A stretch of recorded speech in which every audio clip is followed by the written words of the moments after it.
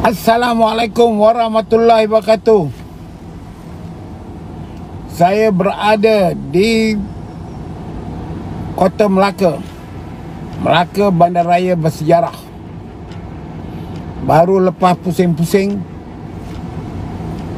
melihat keadaan poster, banner dan sebagainya.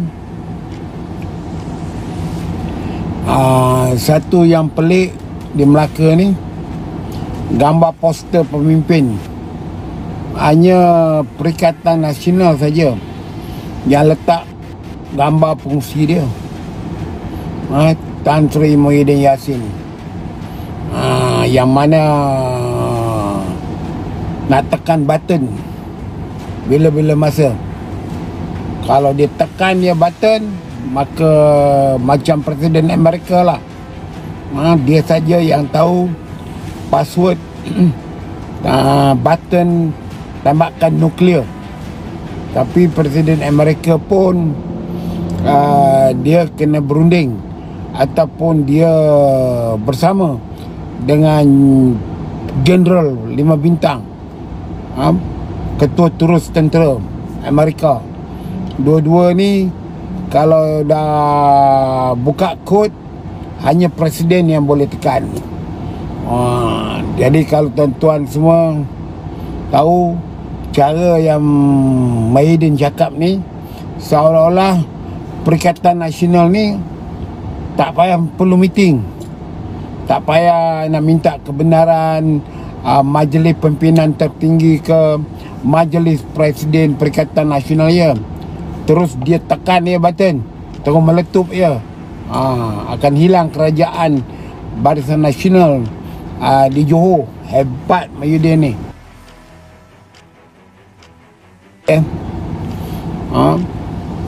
Dia kemudian dia kata orang yang komen dia tu bodoh. Wow. Ini saya nak tengok ni cyber trooper yang selalu komen saya bodoh. Ini presiden satu parti politik yang pernah jadi Perdana Menteri mengatakan orang yang memberikan pandangan itu bodoh.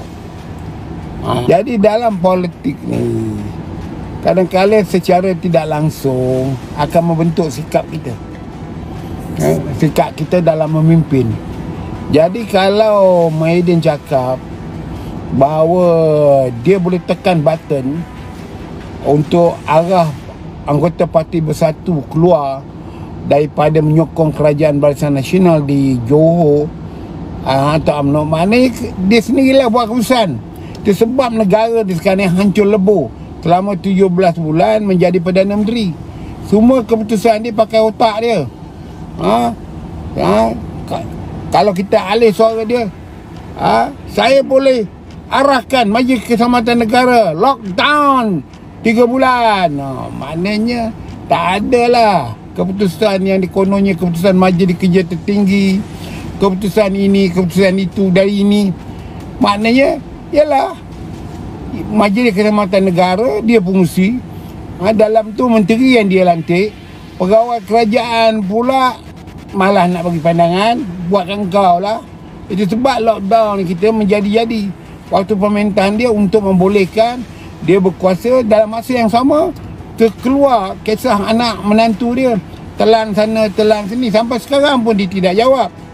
SPRM pun tak pernah buat kenyataan bahawa siasatan yang dibuat kepada anak menantu dia dan telah didapati tidak ada kemasukan wang, pergerakan wang dalam akaun menantu dia yang mencurigakan. Macam itulah pun tak ada juga. Jadi tuan-tuan dan puan-puan, dalam politik Melaka, pilihan raya politik Melaka sekarang ni macam-macam hal. Ada orang hantar mesej saya, dia kata, Datuk tolonglah nasihatkan Datuk Najib tak payahlah berkempen di Melaka ni. Yang mana lebih banyak merosakkan sokongan kepada UMNO. Jadi dia punya hujah kuat juga orang yang hantar mesej ni. Saya terima hujah dia. Datuk kena faham, dia kata bahawa antara sebab UMNO menolak, rakyat menolak Barisan Nasional dan UMNO ni kerana dia. Jadi kalau dia terus berkempen, di Melaka ni, seolah dia nak berkuasa balik, dia nak kembali balik ke jawatan dia. Jadi kami ini dia terbuang masa nak membetulkan kerajaan Barisan Nasional dan UMNO, nak minta UMNO berubah. Saya ni penyokong UMNO dah tu dia dah. Saya bukan tak bersetuju dengan Najib Razak ni, tapi pada saya tak sesuai dia berkempen, kan? Lebih baiklah dia kata selesaikan masalah keluarga dia. Sekarang kita semua tahu Najib Razak ni anak bangsawan, di Pahang.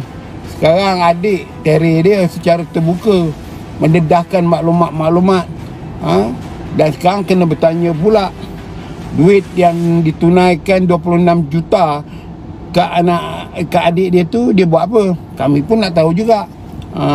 Tapi sebenarnya lebih pada itu, apabila polis rampas dekat rumah dia ada beratus juta juga, 180 juta ke, saya pun dah lupa. Jadi saya kadang-kadang bersetuju juga dengan Najib ni, supaya tidak berkempen di Melaka ni.